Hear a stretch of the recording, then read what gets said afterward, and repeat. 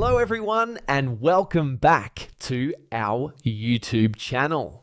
In this video, I'm going to show you how to fix Sekai interactive gaming app not working. First, to resolve this issue, we will first head over to our device settings. From here, scroll down and tap on General.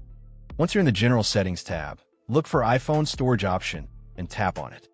Over here, you can either search for the app or you can scroll down and look for it. Then tap on the app. On the next screen, you need to tap on the Offload app option.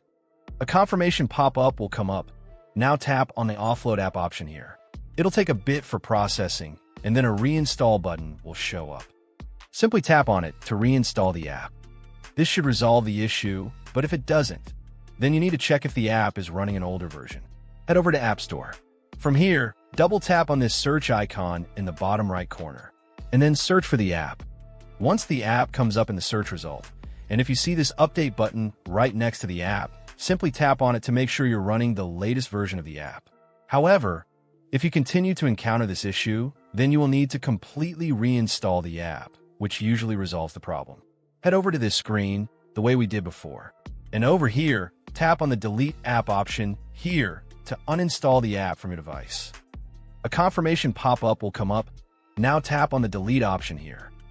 Once uninstalled, open up App Store and search for the app in the search bar.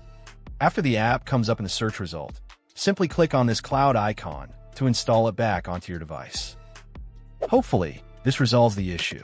If it does, consider sending a super thanks to support our channel. And also don't forget to hit the subscribe button. We'll see you in the next video.